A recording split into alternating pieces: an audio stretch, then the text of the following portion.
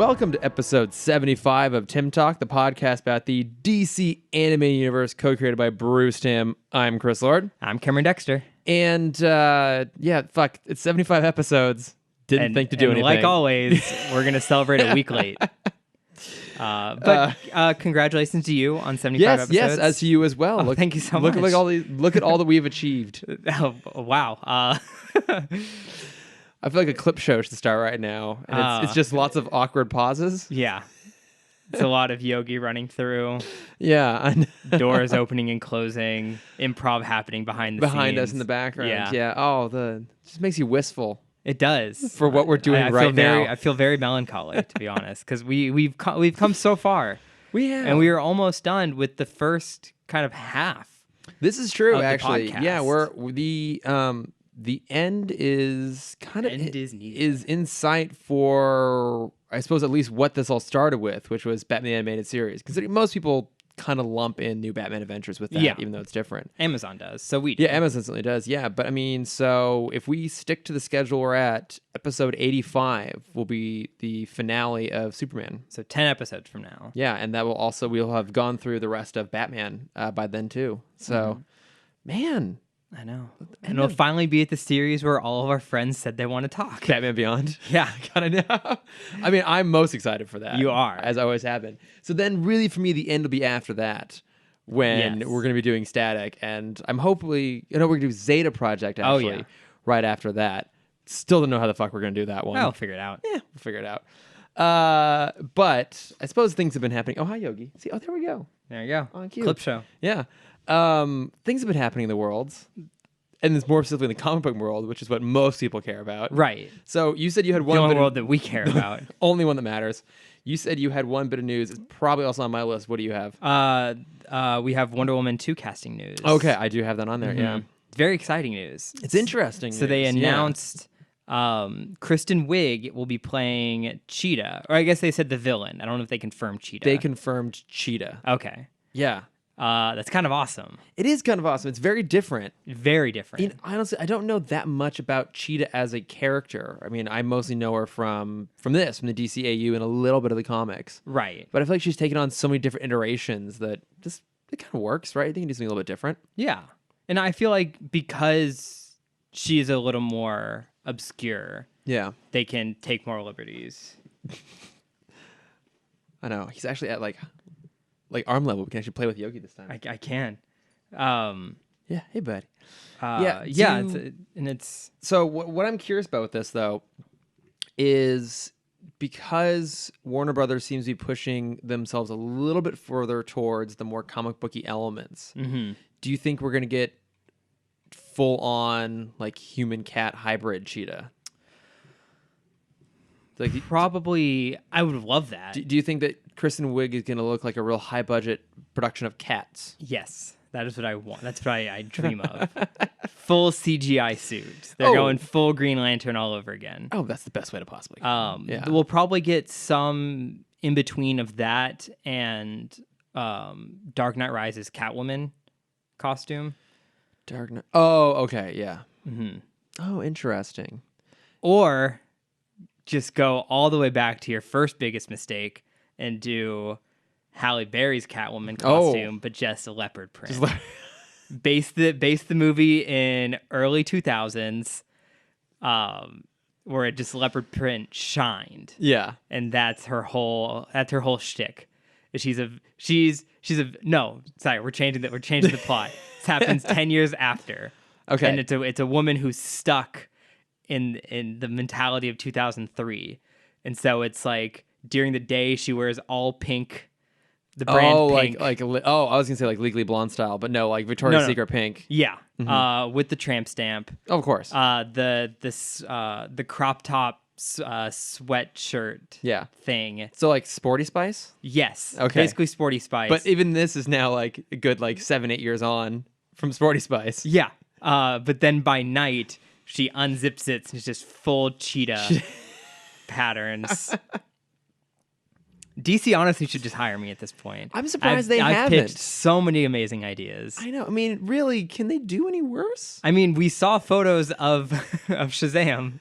Oh, yeah. Okay. So what did you think about that? Well, he looks like Gaston.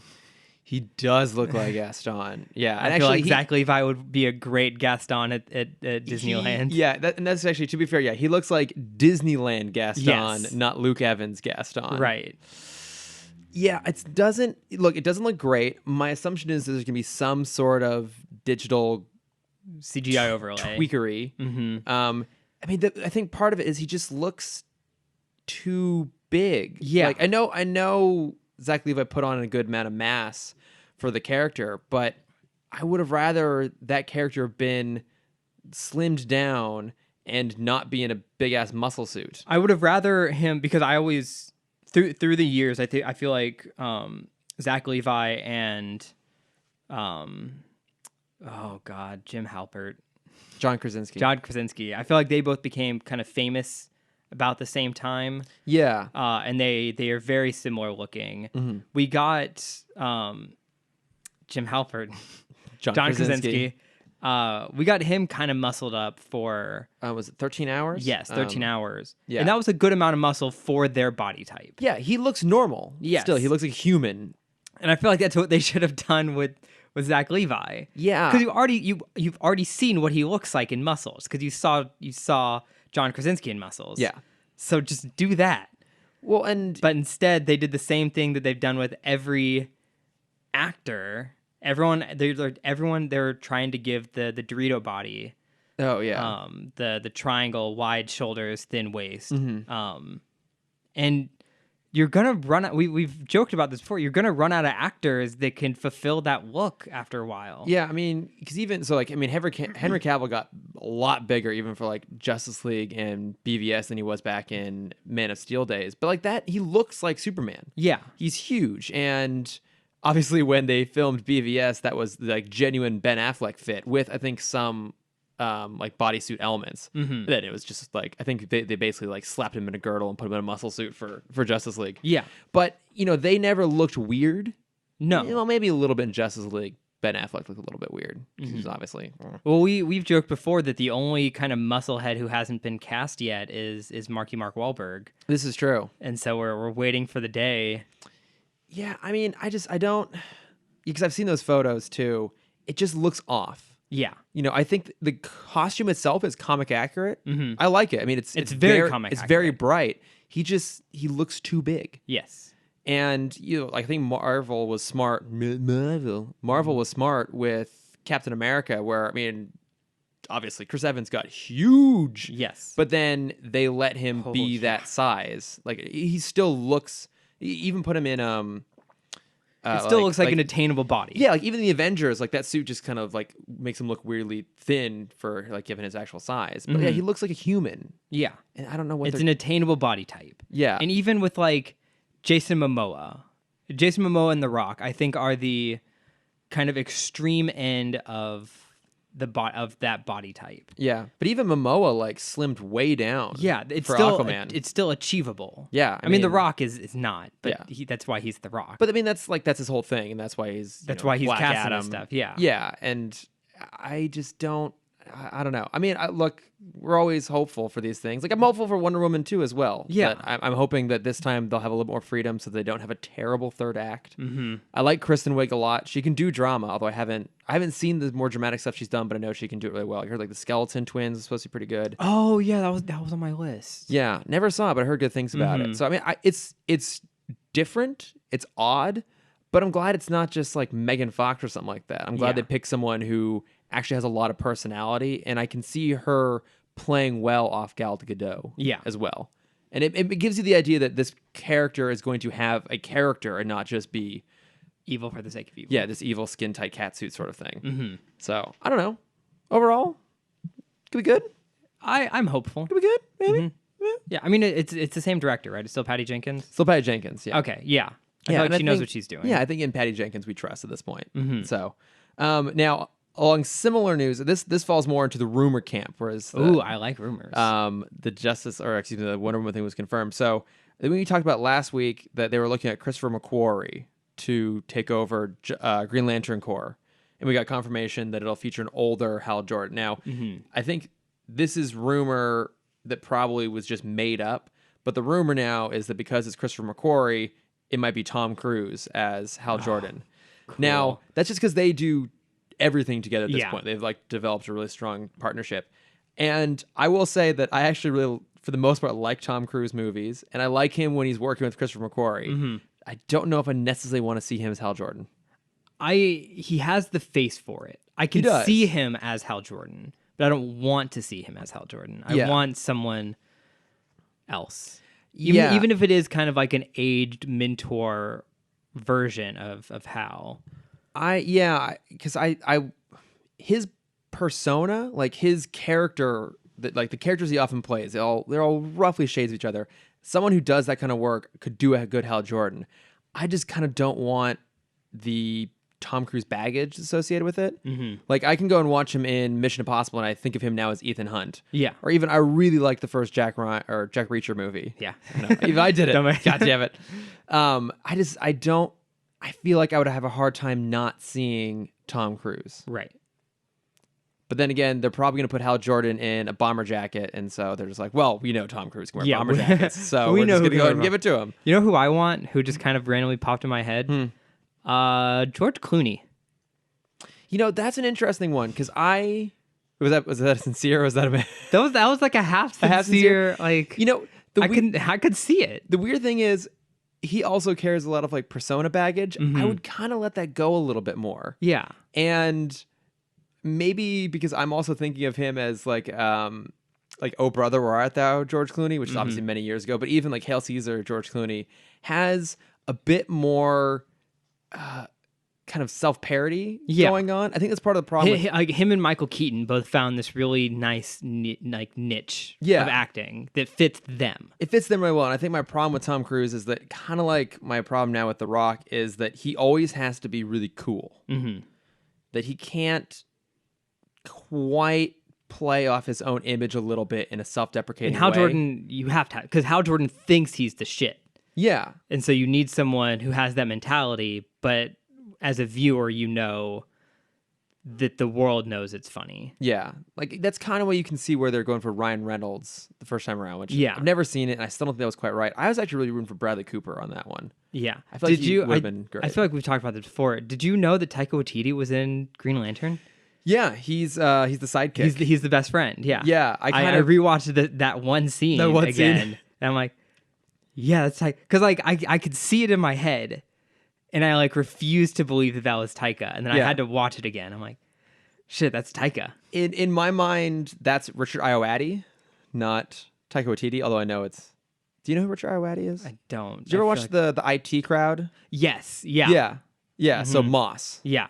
Yeah, and he's amazing. But I remember his persona, his like IT Crowd persona, kind of fit the bits of Taika Waititi I saw from Green Lantern. So in my mind, that's who that is. Yeah. But it is Haiku. How is Taika? He's fine. It's just like, it's so not the Taika we know now. I know. Because like after seeing all of the Thor Ragnarok behind the scenes footage, so good, and falling in love with What We Do in the Shadows and Hunt for the Wilder People and blah blah blah blah blah. He has such an iconic look now. Like, he is like one of the coolest people. He really is. He's like a level beyond hipster. Yeah, he's just cool hipster. He is like his wardrobe is always just stunning, and he's just so like accepting of himself and the world. Yeah, because he looks like a mime sometimes. Like he's got like the black and white horizontal striped shirts and like a beret.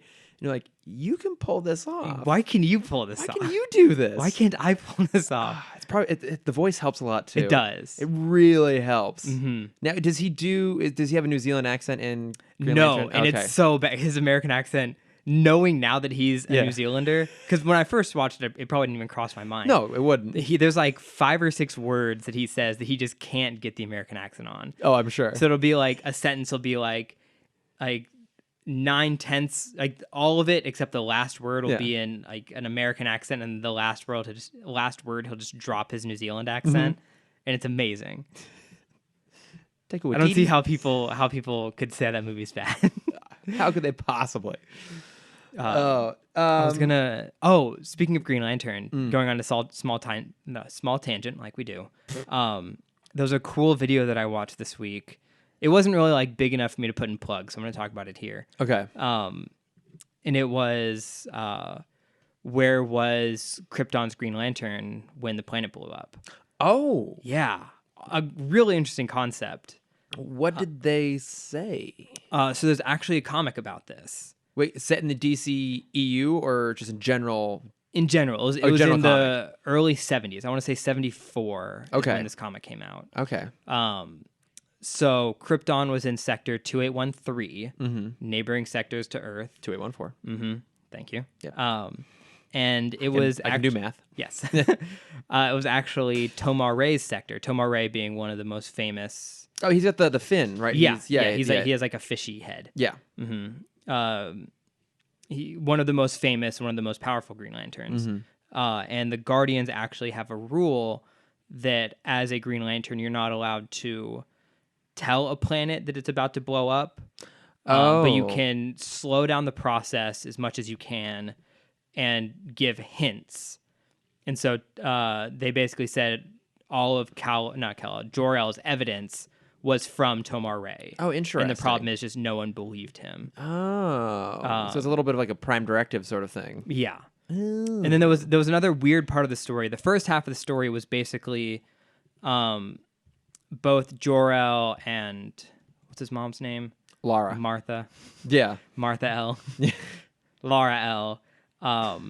Were both candidates to be Krypton's Green Lantern. Oh. But when they married and had Kal-El, the Guardians basically said, no, this is our Green Lantern. And they were going to take Kal-El to be Krypton's Green Lantern. Yeah. Then it blew up. And the Guardians, Tomar-Re like takes full responsibility, and there's a couple comics afterwards of him like kind of mourning his loss. But the Guardians see it as a win because they basically see the planet blowing up and Kal-El going to Earth being kind of like giving a Green Lantern that can move outside the rules of the Green Lantern Corps. Okay. So they see it as a win. Now, okay, so that kind of makes sense, but then I feel like Earth has been doomed so many times, and the Green Lanterns always step in and help. Yeah.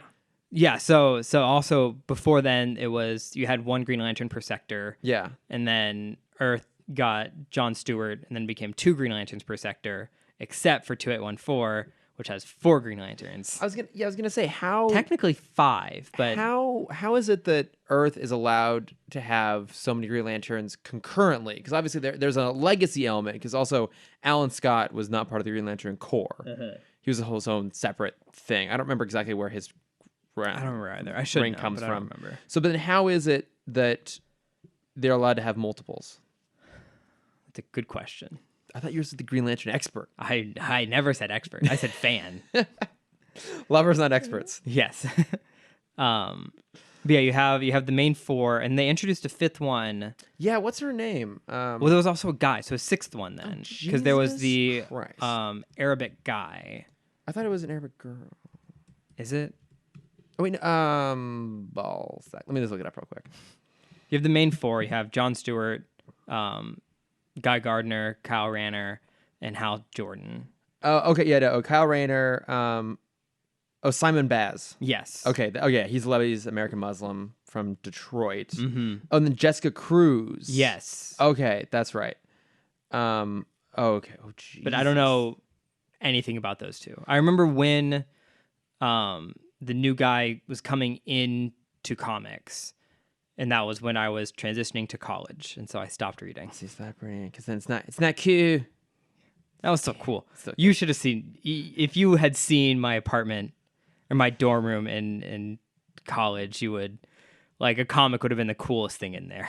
I mean, there's probably, like, I could try and read this real quick and understand why there's multiples, but I don't know. That's not important. But you know what? But here's what we'll do. We'll loop back around to this because we're going to be talking about Green Lantern very soon. Yay. In fact, it's going to be episode 78. So in 3 weeks, we're talking Green Lantern. So by then, I will have looked up why this works. I know you won't. Nope. All right. Should have saved the story for then, but it's okay. It's right. No, it's still interesting. Though. Yeah, like that's such a cool idea that like the comic writers were conscious enough to think about that. You know, go ahead and connect it. I'll go ahead and put that in the plugs anyways. Okay. Because I think people might be interested in that. I'm interested in it. Mm-hmm. So, I'm trying to think if there's anything else that's worth kind of going into. Did you, real quick, watch the new Lost in Space trailer? I did. Looks great. Looks really good. Mm-hmm. Pretty excited about it. Mm-hmm. Yeah. I really like just the general look of everything. Yeah. I like they found a cool way to do the Jupiter 2 that looks modern, but still has like the more or less the profile of the old '60s spaceship. It's retrofuturism. My favorite art style. Yeah, so I feel like you can see a lot of influence from like The Martian in there too, in terms of their spacesuits and everything. But there's a chariot. I'm assuming there's gonna be a pod. I'm not the biggest fan of the new design of the robot because it's completely different than the original. When everything else they've kind of made efforts to at least kind of closely mirror it. But I'm super excited for that. It's like sometime in April. So yeah. But all right, should we talk real shit? I guess we can start talking about what we're supposed to talk about. Yeah.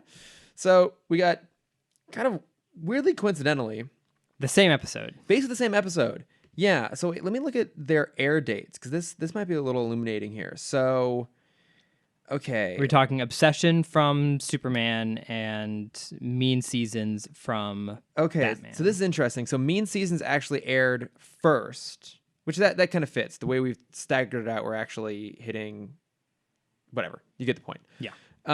So Obsession was November of 98 and Mean Seasons was April of 98. Okay.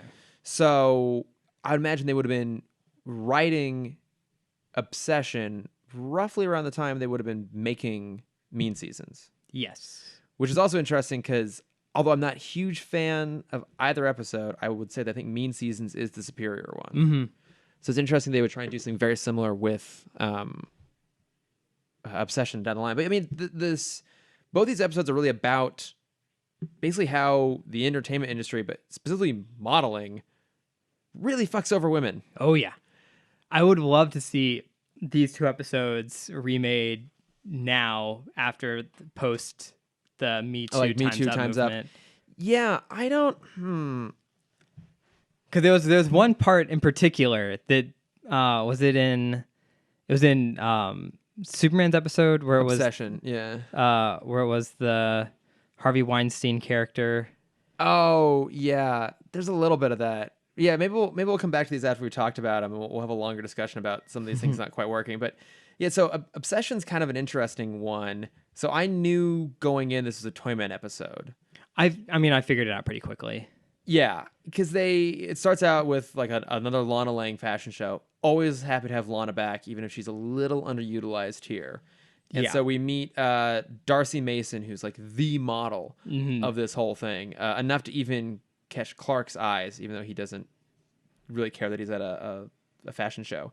And then, it's pretty quickly Toyman because some robots show up. Now, I love these robots because they're in that style of like 1950s, 1960s, like TV hero dolls. Yeah. Yeah, so it's like the cowboy, the spaceman. There's a knight. Yeah. So you mentioned last week that we were going to see these three.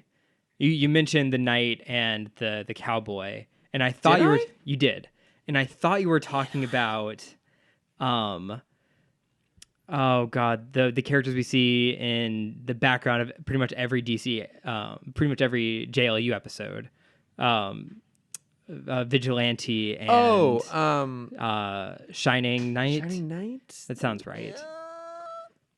And I got really excited because I thought those were the two you were talking about. Oh, and I'm like, oh, no, it's just the toys. It's just the toys. It's kind of, I think this is probably the weakest Toyman episode we've got. Of the one? No, we've had a few Toymans. I thought we only had one Toyman. We've had multiples. We had the very first one with Bruno Mannheim. Yeah. I could have sworn we had another one. That's the only one we've had so far. No. Yeah. No. I'm 90% certain. No. 92% certain. I think I'm pretty sure you're actually right about this. I'm going because I've been looking forward to another Toyman episode. I'm going to confirm. I guess, for some reason, I thought we got a lot more of him than this. like, 'cause, I mean, I know he comes back around again in. I think because we've talked about it so much. Justice League. Because that's always that was our one of our favorite episodes up to this point, up to the season. Toyman and Bruno Mannheim. Bruno Mannheim. Lots Bruno Mannheim. Bizarro. Oh, so much Lightner. Too much Lightner. Yeah. Oh, Titano. Oh, Metallo. Holy shit. Yeah. Okay, all right. Well, it's definitely the lesser of the 2 Toyman episodes. Yes, and which is sad because like we've talked up the first Toyman episode so much of like this is the villain, this is a good villain for Superman because it's one where he has to use his brain instead of his strength. I guess I'm thinking of his appearances in Justice League and Justice League Unlimited. Yeah, obviously he's there to quote unquote kill Superman, and I feel like he's part of like one of the Injustice gangs maybe in JLU. I think so. And I know he pops up again in Static Shock because I actually think that's his next appearance. Yeah, he does. Oh wow, I forgot. Wow, okay, so we only get this too. So I guess which is also almost the same plot as this one. Is it? His appearance in Static Shock? Yeah. Oh Jesus Christ, man, they could be a little more creative than that. What I thought was cool is I liked his toys in this. So he's got the henchmen who are in like the action figures. He's got that amazing like kids helicopter. Yes, like little whirlybird helicopter. I love the massive kangaroo, wind-up kangaroo that was he sends amazing. to go kidnap her. I did not so much care for his laser grid game at the end. His Tron meets Street Fighter. It's real dumb. Yeah. You know, cause not Street Fighter. That'd be Virtue Fighter. Yeah, that's Virtue Fighter. But I like him a lot. Do you know Virtue Fighter? I don't know what the fuck Virtue. What's Virtue Fighter? It is. I take it's not a bunch of people with virtue fighting. Yes, it is a bunch of virtuous combatants. Mm-hmm. It's like the opposite of Mortal Kombat. Yeah, there was actually, speaking of that, another fun tangent. There was a wrestling game where you could pick. You've probably heard about this one because it's infamous for being like a horrible and very morally wrong game. What's the name of it? I don't remember the name, but it's where you can choose which religious figure you want to be and have them fight each other. What? Yeah, that's a real game. Like, is it done in a satirical way? Yeah. So is it just across the board offensive, or is it only offensive? It's pretty across the board offensive. Okay, is it only offensive? Is it more like a South Park sort of thing where if you're like capable of taking a joke, it's fun, or is it okay? It's like it feels very much like Celebrity Deathmatch. Oh my god! Yeah, I miss Celebrity Deathmatch. I loved that show. It was so good. What? Oh, who were the 2 commentators on that? I couldn't tell you. In my mind, my mind went to MXC. So it's called Kenny Blankenship and Vic Romano. But it's called Faith Fighters. That's fucking fantastic, isn't it? Wait, so who and all are the combatants? So it's obviously Jesus. It's like Jesus, Moses, Buddha, Muhammad, Ganesha. Okay, I think is that the Hindu? Yes. Okay. Thank you. Yeah. God, Jesus, Buddha, Ganesha, Budai, and Muhammad. Oh my god. Oh, they didn't get like Brigham Young and what are the is it Xenu? Is that? Yeah, Xenu. It probably came out before. I'm trying to see. This might not be the main one because I feel like this isn't the art style I remember. But I'll look it up later. Okay. Oh my god, I'd play that game. Oh yeah. We should play that game. We should. Let's do a bonus episode. No, we won't.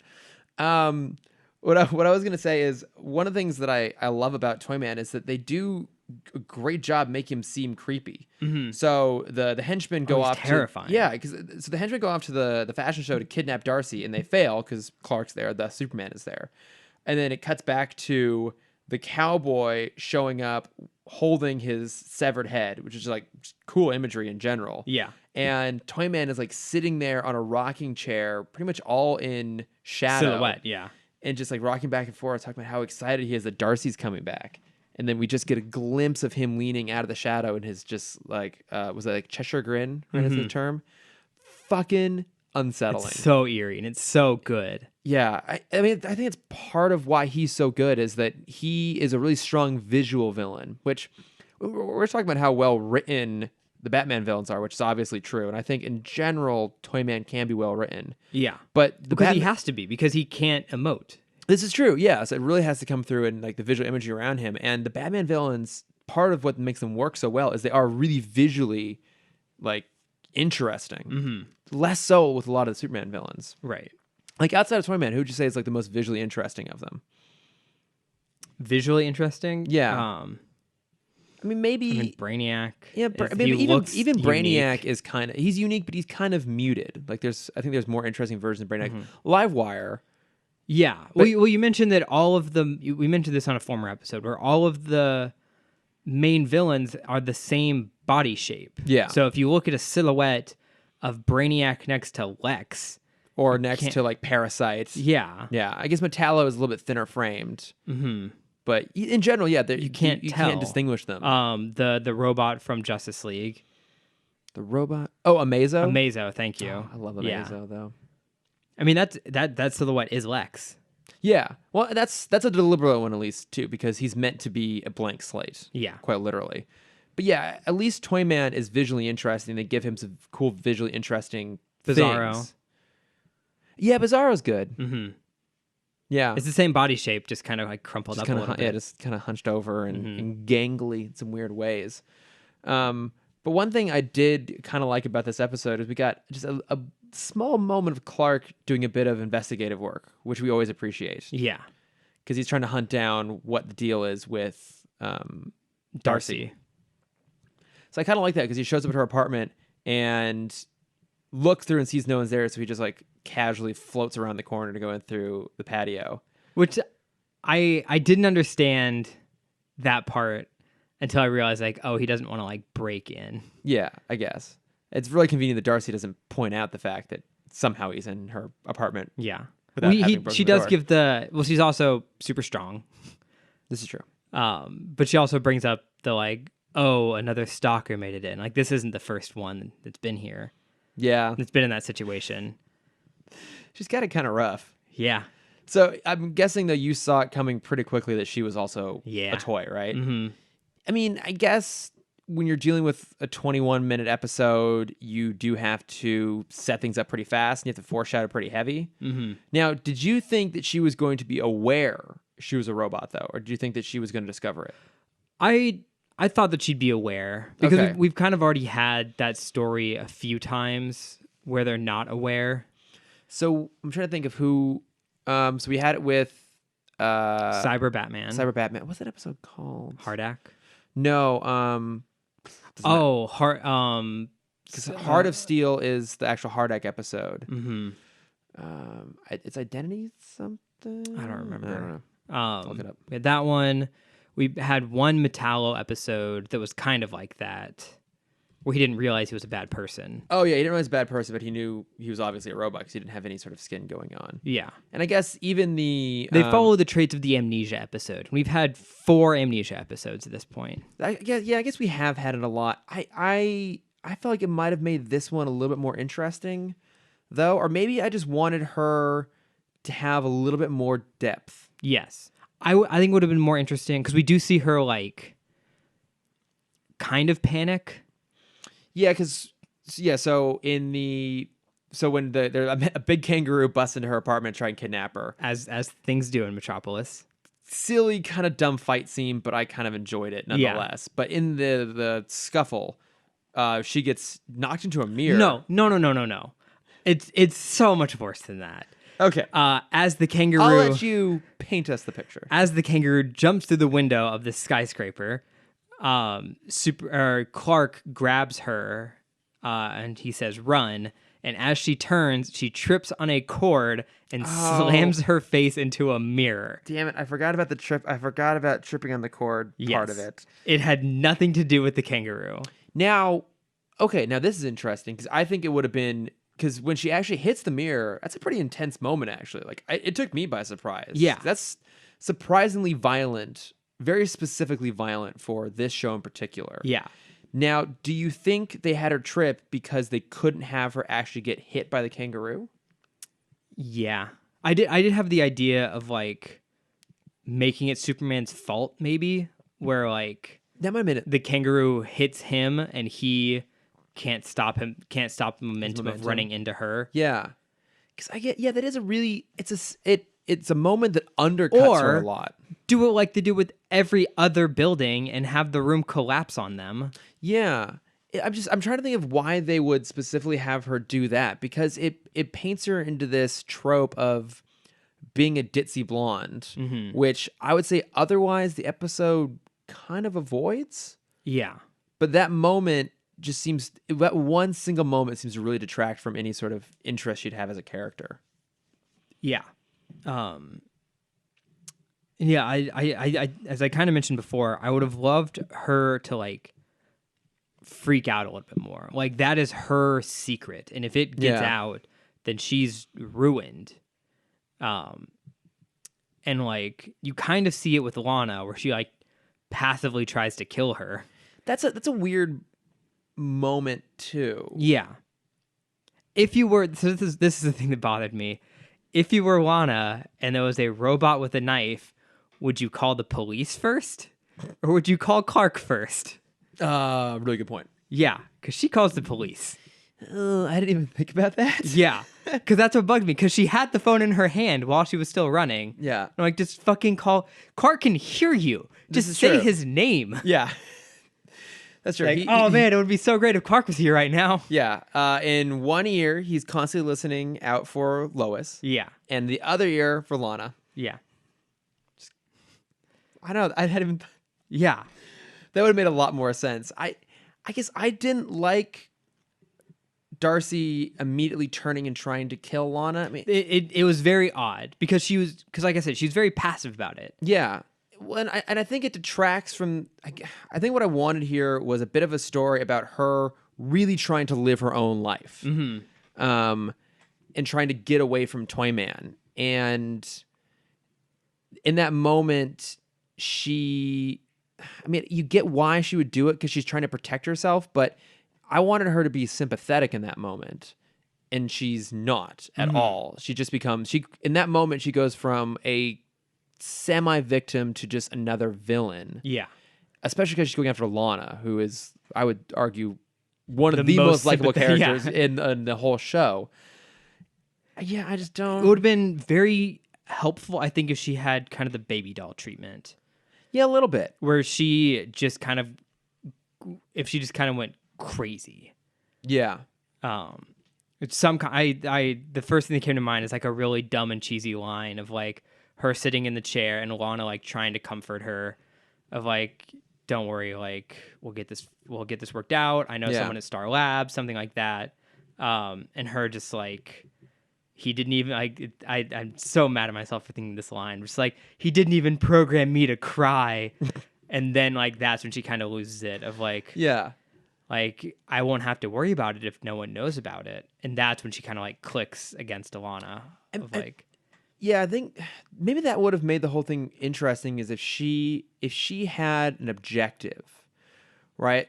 Like I get it. We have like a limit. She's trying to get big enough to get out of Metropolis. Is that what she's trying to do? I don't know. That's just what I assigned like for her. Because I think would have been interesting is if there was just a little bit of backstory on her about how like, oh, she just kind of came out of nowhere. Like I literally like found her like hiding out in a cafe somewhere. Like if you have, which you could have easily given to Jimmy in the beginning. Yeah, like I would have loved for them to take the classic trope, as it were, of you discover this beautiful woman in a cafe and all of a sudden becomes this like international renowned model or star or something like that. Yeah. And basically you take that idea of that being like a lot of people's dream and you make it for her a bit of a nightmare. Yeah. Where she was trying to lay low to get away from Toyman, but she gets discovered and she's kind of lost. She doesn't know what to do, so she goes along with it. And in the process, she realized like, oh, well, like maybe this gives me the opportunity to get out. If I become big enough, I can achieve enough status where I can become safe again. Like she has to escape that like middle gap area from being a nobody to being someone so big that she's safe once more. Yeah. And then maybe in going there, she starts to like not want to lose anything. And so then she becomes desperate and she's willing to actually like go in and kill to achieve it. And maybe she even feels guilty about possibly having to kill Lana, who gave her a break and she has like some sympathy for and some affection for. but she's in the way of escaping from Toyman. Mm-hmm. I think that would have made this all a lot more interesting. Yeah, absolutely. I feel like the only moment she gets as a character really is the final moment of the episode. As when she doesn't say anything and walks away. Yeah. Oh, in the helicopter. Okay, that's true. Yeah, because she. So I mean, what a surprise! Eventually, Toyman does get a hold of her, and she tries to fight back, and she can't because she's programmed to not to. Yes. So then, which I think could have been the whole episode. Yeah, is the concept of free will, because that's a whole episode of Futurama. Which episode of Futurama is that? I think it's in the last season or second to last season, where Bender finds he has the switch, this does ring a bell. I wrote the word down. Free will switch. Yeah. That had just been off the whole time. And the professor is like taunting him, and Bender pulls a gun out and he's like, you can't harm humans because you don't have free will. Yeah. And he turns the switch on. And it's, like obviously Futurama did it in a more comedic way. Yeah. And probably also a more heartfelt and like deeply thought out way. Yeah. But like you could have had an amazing episode about the concept of free will. Yeah. Of her just like murmuring to herself of like, can I do this? Okay, I can do this. Yeah, because there's just none of that here. Because eventually, Toyman and Superman get in that real dumb Virtua Fighter battle, Virtua Fighter Tron battle. It was a dumb construct. It looked stupid. I loved it. Of course you did. Of course you did. I thought it was real stupid. It was. But yeah, I mean, so because that's also sorry, one more backtrack. That's also the only time that she shows her robotic side. Yeah. Is like, oh, how convenient for me that I let you have all the free will you wanted, but I didn't give you the ability to harm me. Yeah. And like she does get a quick moment when she's trapped inside of basically like a Barbie doll box, dressed up in the classic Barbie doll bikini. And she has a moment where I think she's like watching the battle. She kind of like looks away, sort of like she knows she can't do anything about it. Yeah. And then eventually, she can't hurt Toyman, but she can break his toys. So she smashes up his helicopter and they crash. And of course, there's no sign of either body. And there's that great moment at the end where she's waiting to get on a train with this massive suitcase. We're pretty sure we know it's inside the suitcase. And then the porter comes up to try and give her a hand, and he can't. She just picks it up and carries it on. And it's a really unsettling moment actually to end on. Like, because Toyman is a person. That is the difference in the two of them. Yeah. Like, so there's an unconscious human inside the suitcase that she's dragging around. And that's fine. It's her husband. Oh yeah, I guess it is kind of her husband, isn't it? Because that also brings up another really interesting point that they could have. They had so much potential here, because then you could bring up the whole idea of ownership. Yeah. Of like, she isn't a real person. Yeah. She is technically his property. Superman is taking Toyman's property away from him. What level of consciousness do you need before you can intervene like that? Yeah. Well, and then that whole thing could then become just a commentary on just the general idea of like men taking ownership over women and possession over women. And it would have given them some space to play around and actually talk about something. Yeah. Which they do. They do it a lot of other ways, but they don't hear. Because the Batman episode does that, where it's the similar plot, but you still see an overarching story where Bruce learned a lesson. Yeah, exactly. Or it's trying to talk about something that, actually bigger matters in the real world. Yeah. And it's, again, it's one of the cool things about, having such a broad medium. This could have been a great domestic abuse episode. Well, I mean, it's weird as it sounds. What stories kids want. But like, as weird as it sounds to say stories that. where daddies hit mommies. Aw. But I mean, as fucked up and weird as to say that, like, there is actually some value to doing that, right? If you can kind of incorporate some of these ideas into, a kid's show, and if you can do it in a way that actually, kind of says something positive, or at least points out something that's a little wrong, you can instill a better mentality in kids at a young age. Right. And you get this like a very special episode sort of thing. We've seen them do versions of that all over the place throughout the DCAU. Yeah. I'm just disappointed the whole first season of Batman was PSAs. That's true. Yeah. And this would have been like it it could have been a less clunky PSA. Right. Too. It could have been, kind of on a more adult storyline that, kids could have still gone along with. Because even as it is, it doesn't skew young. Like some of the visuals certainly do, but the themes and the creepiness skew a little bit older. Yeah. I don't know. I was disappointed because I love Toyman. Me too. But it didn't really quite work for me. The one thing, my last note I wanted to bring up is DC still continues to love brutally murdering non-human humanoid creatures. Oh, like the kangaroo? The kangaroo, the 3 robots in the beginning. Yeah. Superman just like punches one head off and then punches a hole through the chest of the third one. Oh, the spaceman. Yeah. The kangaroo just rips the arm off like it's nothing. Who was the villain that we were talking about that they would always Scarface. Oh, that's right, Scarface. Yes. Brutal. He falls in a shredder. He gets like he gets 1,000 bullets. Riddled with bullets. Yeah. Yeah.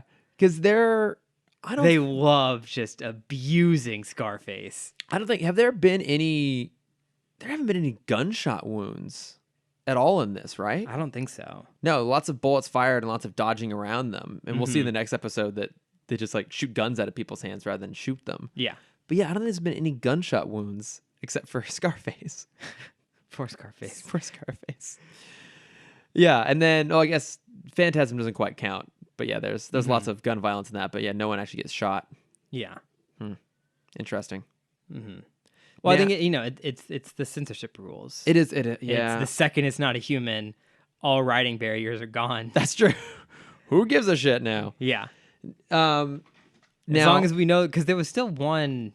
No, it's in the Batman episode where one of the Chippendale dancers, he falls somewhere and then like some big thing falls on top of him. But as long as they have the grunt afterwards, the Romano moan. Yes. Oh, that was a great anecdote. Yeah. So, what did you think of? Did you like Mean Seasons more? I did. Than Obsession. I did. Yeah, I did as well. Mainly because these are my favorite henchmen. These are amazing henchmen. Yes, I mean they are shamelessly Chippendale models. Oh yeah, yeah, and big, it's amazing. Broad, bare-chested guys. Like one of them looks like Fabio, clearly designed off Fabio, and they have just the bow tie, no shirt, the bow tie collar, the black slacks. Yeah. Well, obviously I loved it. best henchman. Best possible henchman. But she has 2 henchmen because she has the Chippendale dancers. Then she has a dinosaur. Yeah, the dinosaur. This is a great episode for henchmen. The dinosaur was weird. Yeah. So it's interesting too because this also opens with a fashion show, just like the last one did. And again, it's by weird coincidence that these have been paired together. Yeah, there was actually a good amount of time between them in different shows. Yeah, and then so Calendar Girl busts in to kidnap who's kind of awesome. She's kind of awesome. Pretty cool. Yeah, so she shows up and so she says, "Beware the Ides of March." So, does the episode? Okay, this is one thing that did kind of confuse me a little bit. Is she makes reference to holidays in her attire and in some of her commentaries? Like here, she's throwing Easter eggs. Yes, which is April.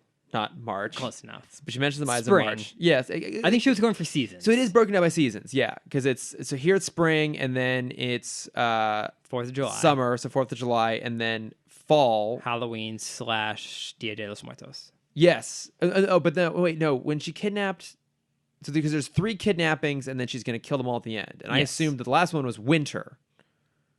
It was, so she says it's Halloween for the third guy. The clear WB executive parody. Yes. Which is amazing. I loved it so much. Yeah. Then when she's wearing the all black, it looks so badass. The all black with the scythe. With the white mask on the side. Oh, that was awesome. Again, great visuals. It was very much like a Tartovsky Samurai Jack villain. Yeah. And actually, interesting point here too, that kind of like with Toyman, she has a static face. She's wearing a mask. We can't see her expression. And I actually think it works better here. Oh, absolutely. Yeah, it gives her that more kind of creepy, unsettling vibe. I wrote down that she is a more evil Phantom from Phantom of the Opera.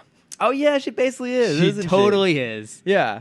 So, I mean, so yeah, I think that because she has 4 quote unquote appearances, and so she's based around kind of the seasons. But I just thought it was interesting that she like specifically references the Ides of March and it's throwing Easter eggs. Like I feel like the other time she kind of focused on one holiday, so it's like 4th of July, Halloween. Yeah. Also, did think it was funny that I guess those are the only 2 like because you can't. I guess you could do St. Patrick's Day. You could. Now, I'm curious though. What day did you actually like for us? What day did you watch this episode? Did you watch it today? Yeah. Okay, so you watched it on the Monday. An hour ago. Okay, you watched it on the Monday. I watched it on the Saturday. We both of us just missed actually watching it on the Ides of March. Oh yeah. Yeah. That's in 3 days. I thought isn't the 11th? No, the Ides of March is the midway of March. It's March 15th. Well, that makes more sense. Why did I think it was the 11th? Because March 15th is also another very special day. What's March 15th? Mr. Crocker Day. What? Mr. Crocker Day from Fairly Odd Parents. Oh! It's the day that Denzel Crocker lost his fairies. Oh, poor Denzel Crocker. I forgot his first name was Denzel. Denzel Crocker. Yeah, that's how I always remember the Ides of March. Didn't he have Cosmo and Wanda? Mm-hmm. Oh. Yeah. Oh. But he accidentally spilled the beans that he had fairies. Oh, because he was trying to impress the girl. I don't remember why. I thought he was trying to impress. He was trying to impress somebody. I thought it was a girl. No, because he wasn't that simple-minded. He's like tricked into saying it. Was there? Did you know someone else who also had fairies? Timmy went back in time and made him say it. Oh, yeah. Was it like one of those? Is it the like the Harry Potter version of time travel where it always existed that the person was there? Yes. Okay, so a circular time travel. Yes, time travel. Okay. Yeah, because Timmy writes down, or he records Denzel saying, "I have fairy godparents." Yeah. And when he goes back to the future, he leaves the recording device, and Denzel writes on the back of it, "Fairies are real," and that's his like. So he gets his memory wiped. Yeah. And he finds the recording device in his pocket, and that's what's like keeping him strong through. Yeah. Does that ever come back around? What? Him knowing there are fairies? Well, that's his whole thing. That's why he's chasing fairies, is because of that moment. Oh, he leaves the recorder in the past. Yes. Oh, okay. Yeah. Right. So I thought, for some reason, I thought he left it in the future. And no, Denzel has it in the past. I love that you keep referring to him as Denzel, not Crocker, which is what he's. We're on a first name basis. You guys are. At this point. Yeah. We've known each other for at least 12 years. There are a lot of cartoons you're on a first name basis with. You know, I have a lot of friends. Yeah. Okay, yeah. So we both just missed out on actually watching it. The Ides of March. Yeah, because Caesar dies on March 15th. Yeah. That's why it's Beware the Ides of March. Why did I think it was the 11th? Whatever. Doesn't matter. I don't know shit. Unless it's about Batman. Get your Greek history together. Roman history. That's not even Greek. Yeah. At least you caught yourself. Yeah, so she comes and kidnaps the designer, and then she goes around and kidnaps a guy at a car show, like the head of I guess it's like the head of a dealership, a dealership, or like a chain of dealerships, something like that. And each time she does it, she leaves behind a calendar with a date circled on it. So Calendar Girl was written for the show. Okay. But she's based off of Calendar Man. Yeah. Now, I always get Calendar Man not confused with Holiday, but for some reason, I always thought that Calendar Man had the same MO as Holiday, which was committing crimes on a holiday. Oh, no. That is not the case. Right. Calendar Man commits crimes on days with significance to himself. So this is what Calendar Girl does here. So she leaves behind April 3rd, which was when she got kicked off her modeling contract because she was too old. You know what? She should have done like a Lent joke. A Lent? You're going to give up 40 days for Lent. Yeah. I've given up not kidnapping. I've given up the straight and narrow for Lent. Get in the van. Then she leaves the note for August 7th, which is the day she got kicked off of her contract by the dealership because, again, she was too old. So then Barbara's able to track down her agent, her former agent. So she and Batman go to investigate. And this moment in particular made me very uncomfortable because it's him basically having a prelude to a casting couch moment with this is the Weinstein moment. The Weinstein moment, yeah, with a young actress. And I think what bothers me about this is this episode is trying to have a commentary on just kind of how this industry really can chew up and spit out women and take advantage of them. I want to bring up a point similar to that after we talk about this episode. Yeah. So I think what makes me uncomfortable at this moment is that it's trying to have that commentary, but it's also really, really comfortable leaning in on tropes and leaning in on moments like this, where the guy is obviously meant to be really creepy and this girl is in a really uncomfortable situation, and she basically only gets out of it because Batman and Batgirl show up. But then also the guy's kind of let off the hook. Like, it's not like Batman like says anything about, you know, like, you can't be a fucking creeper. Right. Or like basically sexually harass her. He just gets information and, as far as we can tell, just kind of leaves the guy behind. Right. Like, the conversation mellows out. Neither Batman nor Batgirl have any reaction to what this guy's doing. And I think that's where I think maybe in a lot of ways this whole universe kind of falls down. Is at the same time that it puts forward, you know, more interesting, well-rounded female characters, like, you know, like Roxy Rocket, for example, or even Harley. Like, Harley gets a lot of depth, as does Poison Ivy. Catwoman does at some points too. It does all that, but then it also is really comfortable just shoehorning women into tropes and cliches and having them just be like the damsels in distress. Yeah. So I talked about two other characters before we started recording. There's a third character that is almost the exact same story that I forgot to mention before. Okay. Clayface. Oh. This is his story. This is his exact story. Yeah. He was getting too old, so he's using face cream to stay young. Yeah. And the face cream turns him into a monster. Oh yeah, so before we were started recording, you talked about how this is now the fourth time that an episode in the DCAU has talked about how fucked up the entertainment industry is. Yeah. So, and it's from multiple perspectives. So we've had this is a model. Yeah. Last episode was a stunt actress. Yes. Before that, you had Baby Doll, who was an actress a child actor who couldn't get out of that world. And now Clayface, who is under the same circumstances. He's an actor who wasn't getting the roles that he wanted because he was getting too old. Yeah. And so he's doing whatever he can, as does Calendar Girl. She's doing whatever she can. She makes a big speech about, like, she's had surgery after surgery and doing anything to stay young. But the second I hit 30, you all dropped me. Yeah. And that is interesting too, that the comparison with Clayface, right? Where Clayface, he got in the situation he was in because he was trying desperately not to become irrelevant. The difference here is that she's already become irrelevant. Yeah. And she's out for revenge. Like, she didn't even have a chance to try and come back. Yes. She lost it entirely. But she also sees, because the manager makes a joke of, like, oh yeah, she's crazy because the plastic surgeon nipped where he should have tucked. Yeah. Alluding to that she is the Phantom from Phantom of the Opera. That she's had some horrible face disfiguration. Which I love that they set that up and then did a complete turn on it. Oh, that was so good. At the end, yeah. I think that's the biggest, like the biggest point of how fucked up the industry is. Oh, yeah. Because, you know, and, like, I'm making a broader commentary on just the sometimes terrible representation of women in this universe.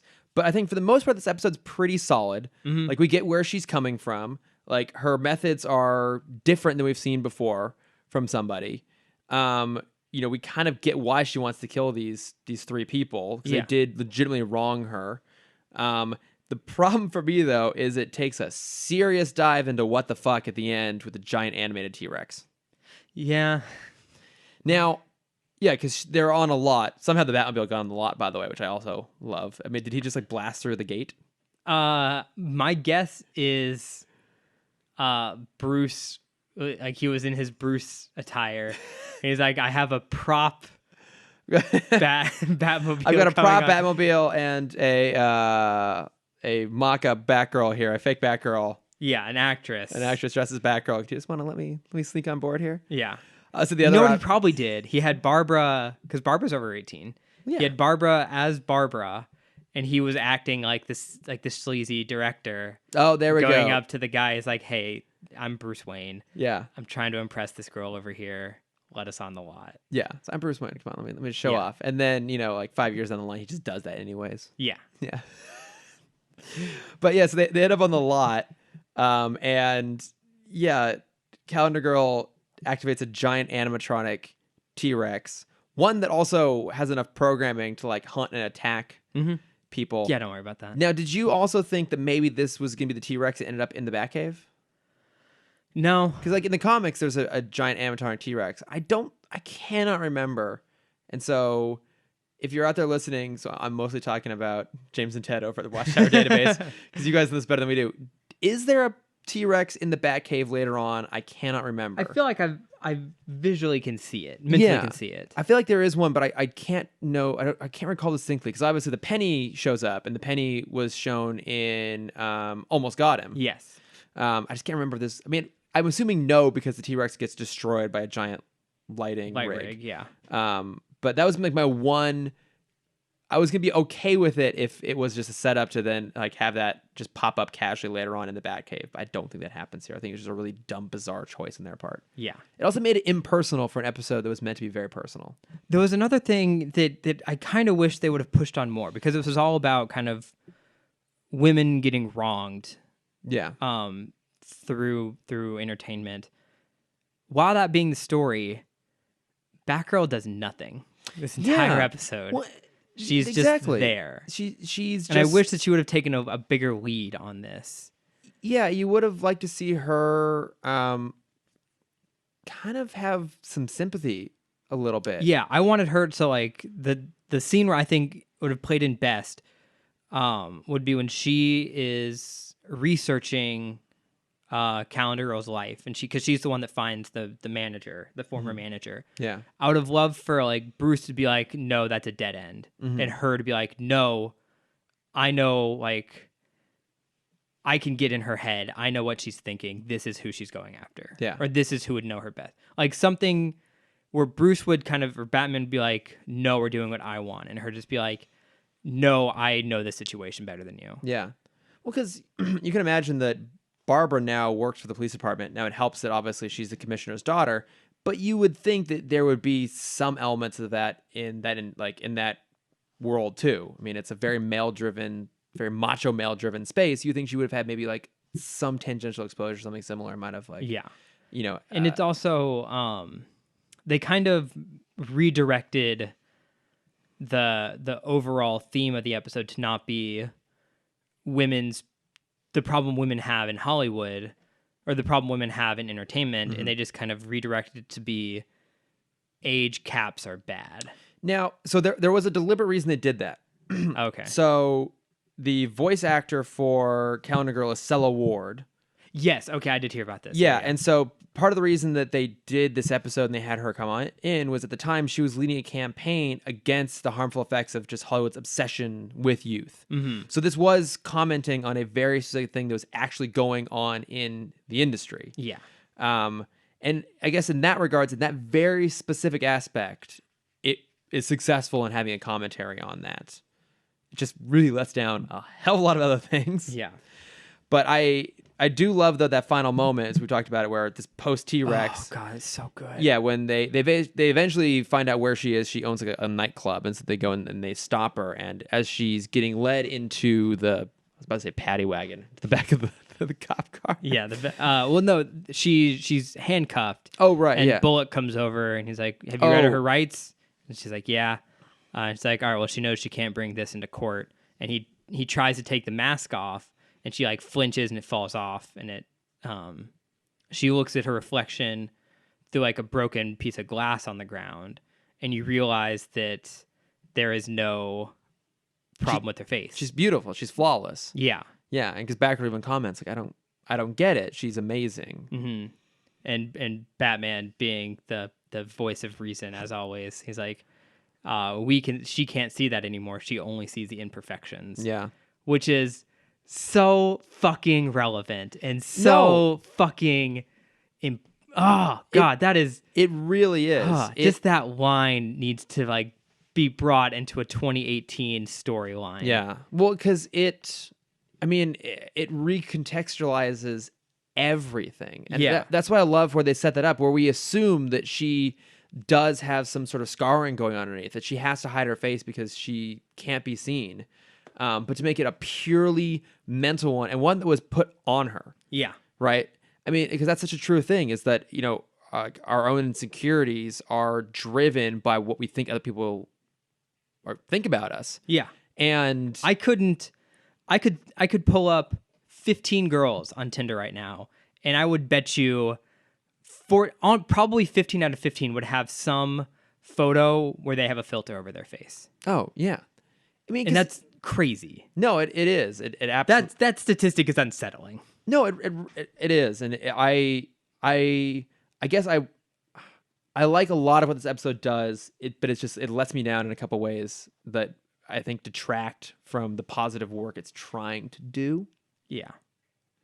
But overall, it's still pretty solid. This is an episode I would love to see redone today. Yeah. No, I absolutely agree. Because I feel like this is an episode that needs to be redone today. So, I mean, where would you... With Kristen Wiig and Gal Gadot. With Kristen Wiig. Yeah, because I was going to say, what show would you put this in now? So, what is the modern version of, the new Batman adventures you think you could put in a story like this and have it do something? Probably Flash. Yeah, I guess Flash could do... Yeah, Flash could do something like this would be really good. Mm-hmm. Although, does it slightly undermine the fact that it's on the CW and it's just, the most generic... I mean, this was on WB. So that was what I wanted to bring up, because before Calendar Girl goes to kidnap, the producer or the high-up WB exec, because even WB is in the title. It's the GWB, because it's Gotham something broadcast, whatever, broadcasting or something. Yeah. So the guy shows our 3 biggest hits of the season. Oh my god! It's so, the first one is clearly a 90210 parody. Yeah, it's I try to write them all down. I only wrote the third one now because that was my favorite. It was, I think, model behavior. I want to say it was the first one. So it's 3 models in high school that are trying to live life like normal teenage girls. Number 2, teen cop. Yeah. Yes. Which is, they use that so the background of that set is definitely the concept art they use for Static Shock. Oh, yeah. Which is amazing. Yeah, because an inner city teenage kid with attitude rides around a skateboard who's a deputized cop. Yes. Tangent. Did you ever see the movie Cop and a Half with Burt Reynolds way back in the early 90s? Not. That sounds amazing. I have not seen it in many, many years, but I remember watching a lot as a kid. So this episode came out in 98? 98. Okay.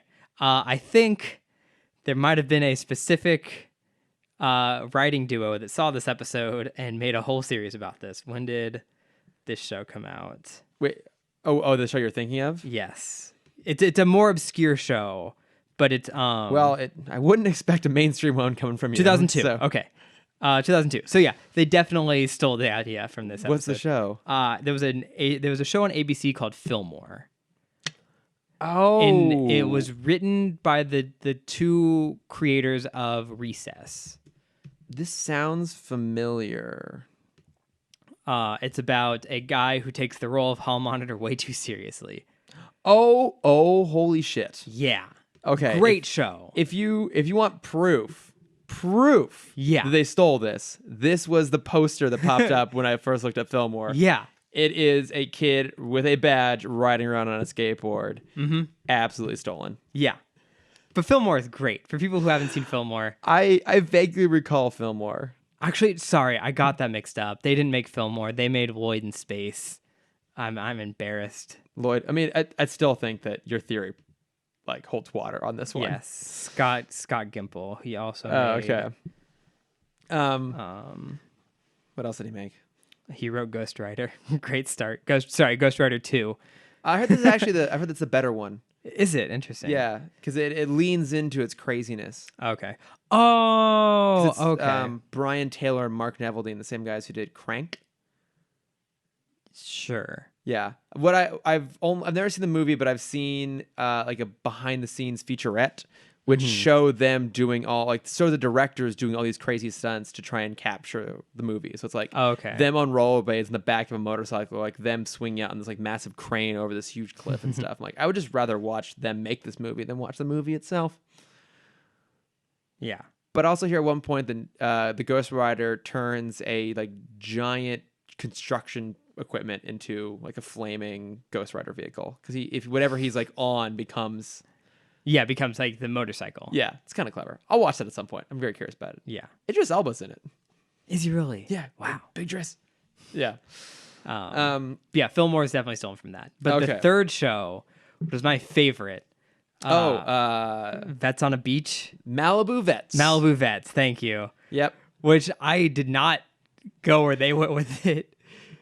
I thought it was some kind of like Real Housewives situation. Oh, okay. But no, because vets isn't like veterans. Yeah. No, it is 4 veterinarians who love to hang out on the beach. Yeah, who wear bikinis and like care for 6 seals. Oh my God, it's so like I could so see WB making that show.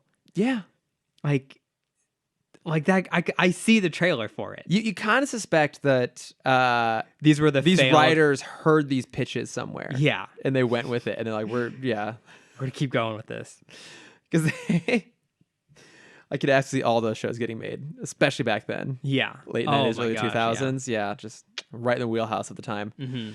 Oh, my God. Oh, sorry. One more side tangent. Please. Because this should have been up in news.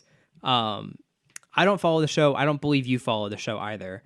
But there was a trailer that just came out, which got me very interested. The final season of Supernatural is coming. What? Yeah. What? Yeah, that show is still on. Well, I know it's still on. I'm shocked that it's ending. Yes, supposedly.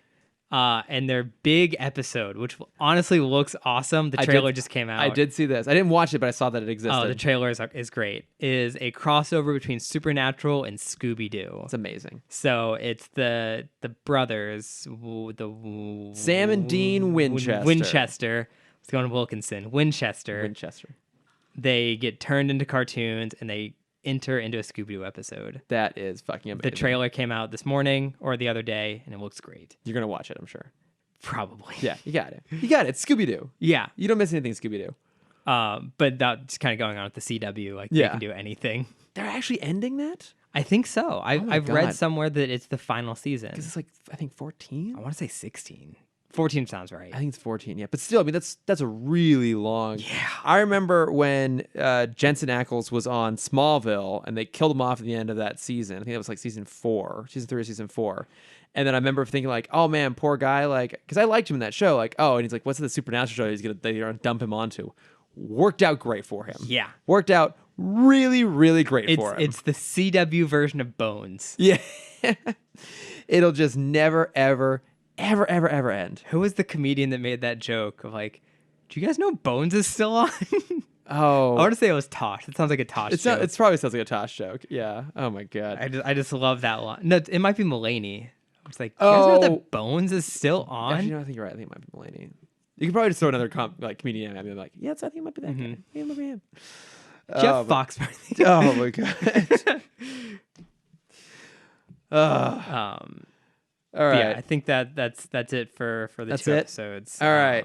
Shall we get some plugs in real quick before we wrap things up? Sure. What's you got to plug this week, Cameron? I'll plug a good movie and a bad movie. The bad movie doesn't really need to be a plug. I just need to rant about it for a minute. Please do. So bad movie. I went to go see Wrinkle in Time, and it was very disappointing. And so you make fun of me a lot. For a good reason every reason. That I don't read many books. You don't. Wrinkle in Time I have read and I loved. Okay. And it was kind of the book that first got me interested in like multi-dimensionality. Okay. And the idea of like there's a greater dimension than the third dimension. Sure. And that was such a cool concept back then. Like the folding the paper concept blew me away back in 6th grade. And it's still so cool.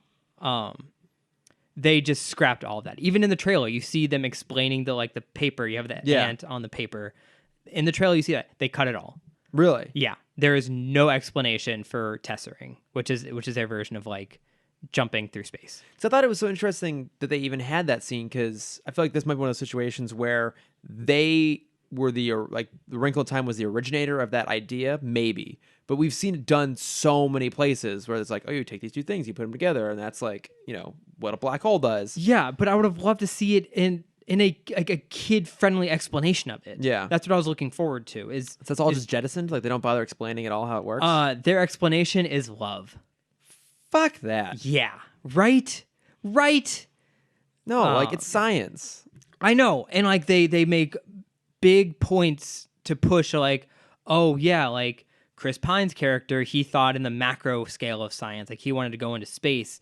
The wife, who's actress, I'm sorry, I don't remember right now. Mm-hmm. She thinks on the micro scale, and so they balance each other out. And they're both these like world-renowned theoretical physicists. Okay. And then it gets to the point of like how Chris Pine's character first tessered, and he has like all the sciencey stuff happening over here, and there's like error messages popping up, and he's getting frustrated, and he looks out the window to see his wife feeding his baby, and he's like, aw, and then all the Tesser stuff works, and he's like, it's love. I'm like, fuck you. Oh, god damn it. Oh. But there's a lot of other problems with that movie. Okay. And I'm not going to go into all of it because that's another like 20-minute conversation. So do I actually have to include Wrinkle in Time as an official plug? No, I just need to talk about that for a minute on a platform. Let me just delete that. Yeah. And save myself a few minutes. The movie I do want to plug, though, which I did see in theaters, it comes out this Friday. I was lucky enough to get a sneak preview because we're so LA. So LA. So LA. I got to see Love, Simon. Which was an amazing movie. Yeah. It's kind of everything you wanted that kind of movie to be. Mm-hmm. Like the gay teen dramedy. Yeah. And it hits kind of all the notes you want it to hit. You have the funny moments, you have the dark moments, you have the feel good moments, you have the great parent speech, like you're still loved and accepted. Oh. And like there was one of those speeches, I could hear like the whole audience just kind of sobbing in unison. It was very adorable. Aw. But it's a great movie. I highly recommend everyone go see it. I am really excited for that one. Mm-hmm. Yeah, because the big problem with queer cinema, and I guess I'll focus specifically on like male gay cinema because that's mostly what I'm looking for, is it used to always fall into two camps. Either guy fucking a peach. That's the new camp. That's the new version we have now. No, it was always either the like really heavy drama or the really dumb like beefcake sex romp. Mm-hmm.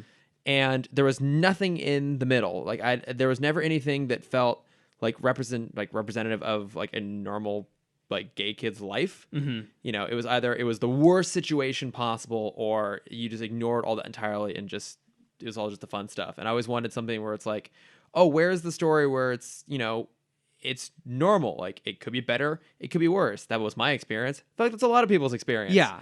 And I was hoping that this would kind of fill that place, but also be on the more positive side. Like that's one of the things that I loved about Call Me by Your Name was it was the first time that it was like a gay romantic movie that wasn't all about there being like negativity attached to it. It was more on the positive side. Was this a little more positive? Oh, it's very positive. Okay. I think in the trailer they kind of mislead you a little bit to what the story is about. Mm-hmm. And there's kind of two stories that are playing off at the same time. But the one that I like, which makes the movie so much fun and so cute, is in the trailers that he's emailing another gay kid in school. Mm-hmm. But the story is him trying to guess which guy it is in his class. Oh, what? That sounds really and it's fun. So adorable. Oh my God. I play that anytime I'm not in West Hollywood. So it's so they'll do cuts of like the mysterious Blue is the other gay kid typing his emails on the computer, and it'll always be a shot from the lips down. Okay. And so when he's guessing who it is, they'll do the full shot, and it'll just be that actor. Oh, that sounds really fun. And it's so adorable. Oh my God. So it's like it's got a little bit of You've Got Mail in there. Yes. Oh. Was it You've Got Mail? You've Got Mail. Yeah, that was with Tom Hanks and Meg Ryan. Yeah. Yeah. Oh, yes. Okay, I know what scene you're talking about now. Yeah. Or the idea that you're talking about now. I'm really glad they didn't just name this movie You've Got Mail and just go off the homonym. No. Would have been real embarrassing. It would have been real bad. For everyone involved. Also, also excited about this because Greg Berlanti directed it. He did. Yeah. I'm glad to hear that it's good. What else did he do? Well, he is the man behind the entirety of the Arrowverse. That's right. I knew that name sounded familiar when I saw it in the credits. Yeah. I don't know if this is his first directorial film or not. We'll look it up later. Yeah, I think it's certainly one of his. It's certainly his biggest. But I'm really happy to hear that's good. Yeah. I really liked it. I'm so excited to see that movie. Oh, and actually, I can probably go see it this weekend. You can. Because it comes out this Friday. Yeah, but also have time. Just what I need most. Oh, well, sweet. Yeah. What are you watching, listening, reading to? I have been fucking swamped with a great many things, so I haven't really been watching anything new. I will say that I am now in volume 7 of Miss Marvel. Nice. It has dipped a little in quality. I think some of the villains got a little more ridiculous, but I will say that it still handles the the character moments really well. I mean, apropos of Love, Simon, there is a scene where one of the characters gets outed at school. Okay. And the way it's handled, yeah, I cried, actually. I did. Yeah, I had to stop and think about it for a second. Wow. Now, we've established that something broke in me the last year, and what little crying I ever did the rest of my life is now being made up for. Yeah. So I cry at everything. You got a loose faucet. Yeah, I just can't clamp it down anymore. But yeah, it got me a little. It's a little bro tears, but it got me crying when I was reading it last night. So that continues to be great. But that's not an official plug, so I did it. So the only other thing is I did start listening to a new podcast recently. Did you now? I did, yeah. So it's from Vox Media, VOX. Yes, I love Vox. To clarify, Vox. I also love them too. I love them because they are all about explaining things. So, I mean, it's basically impossible to be a news source and not have some sort of bias, and they are a little bit left. But they are very left. I mean, they're pretty left. Most of their articles, yes, are pretty even. But I would put it what I would say about them is this. That the opinion in the article is left, but they always present the actual facts. Yes. All the time. They're just like, here's the data, and then here's our read on it, and also here's our commentary. And that commentary is liberal leaning. Also, it tends to be kind of snarky and funny, and I like it. I like their... Oh, I love it. Yeah. I love it too. I love the way their daily email blast is structured. It's like, here's one major news topic, and we're going to basically explain it to you based off of other sources, and all these sources are listed in the body of the thing itself. And then here's a couple little things at the end. They have a new podcast from Sham Rama's firm, who's one of the writers for Vox, and it's called Today Explained. And so it's Monday through Friday. They put it out in the afternoon so you can listen to it on your commute home. And they're all about 20 minutes, and they'll just pick a topic and just fill you in on it. Okay. So the first episode is all about how the actual nuclear strike system works in the U.S. They did a 3-minute bonus episode all about inclusion writers after Frances McDormand's speech at the Oscars. Okay. I just listened to one about the teachers' strike that was going on in West Virginia. And so what I love about it is that it's short, it's really informative, and I will now basically just fill that in between my other lengthy, asinine, stupid podcast. Yeah. So the Weekly Planet, the Empire Podcast, like Nerdist. Like a daily Last Week Tonight. Yeah, a little bit, yes. It's just all about taking a topic and doing a deep dive on it. It's really well produced. I highly encourage it. If you just want to be a little bit more informed about what's going on in the world, it's well worth a listen. That's cool. Yeah, I watch their videos every morning. So they have daily videos of just the most broad topics. They do, yeah, but they just... I like their content. I like how they handle the information. I like the content they put out. Yeah, me too. Yeah, they do a really nice job with stuff. Because I'm a bit of an idiot, and they talk to me like I'm not one. Right. And I like that sometimes. It's a good feeling. I really like that. Now I know why people don't like me. It's the only way I know how to communicate to people. It's all right. I feel like I'm becoming that as well. Exactly. So go check that out. But I think that basically does it for us. Wow, we did it. I know we did. Episode 75. Oh, yeah. I have forgotten in the last hour and a bit that it was episode 75. But I guess this seems an appropriate time. Thank you, everyone who does listen to us and who engages with us on social media. I will keep saying this. I'm trying to get better about responding. my work level has gotten a little bit higher, so it's getting a little harder. But I will do my best. But no, I will continue to encourage you. Yeah, but no, it is. I would say one of my favorite thing about doing this is that it gives us a chance to hang out every week and sit and bullshit. My second favorite thing is we get to rewatch like one of my all-time favorite things. But certainly right after that, I love like the people that we've met while doing this. Yeah. And who are also really passionate about this sort of stuff and just like having nerd conversations. It's and great about it. Yeah.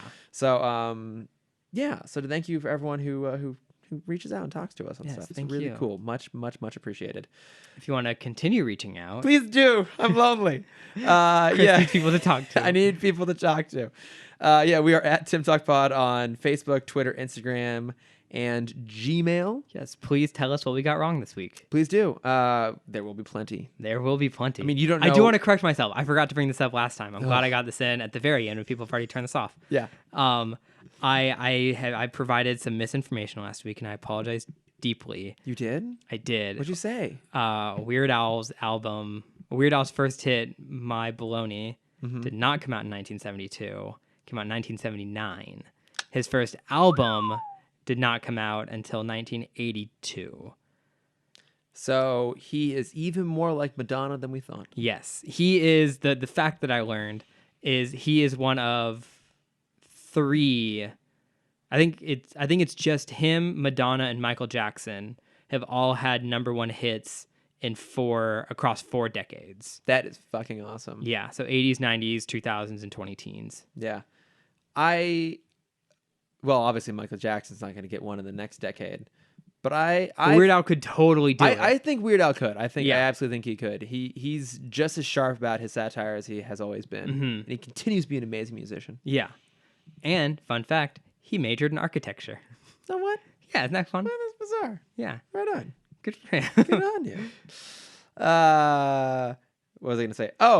If you want to reach out to Cameron, yes, and talk to him about Weird Al, or check out his cool art, or check out his awesome Disney-themed T-shirts. Thank you. How would they find you, Cameron?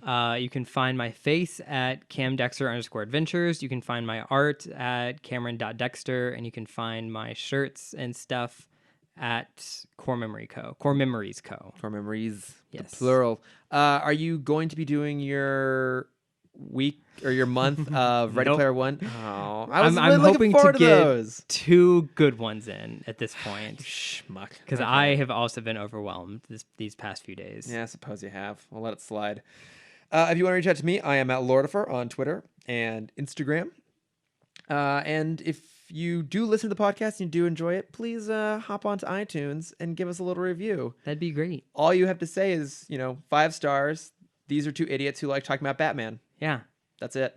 That's all you need to do. We would very much appreciate it. Yeah. If you wanna post something we've gotten wrong, but still give us 5 stars, that'd be great too. That'd be great too. Yeah, we give it 5 stars, but just so you know, this is why there's multiple Green Lanterns in Sector 2814. Yes.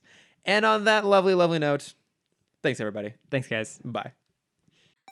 Hi, Frank. Hi, Amanda. What are you doing? Just making this promo for our podcast. You mean the Novice and Frank present a comic book podcast? Exactly. Wait, what's it about? So glad you asked. It's where a comic book novice and a comic book expert discuss comics and media with special guests. A novice and an expert? Which one am I? You're the expert, Frank. I knew that. Sure.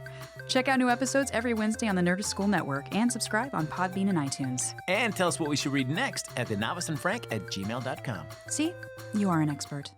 The Nerdist School Network. For class and show information, visit nerdistschool.com.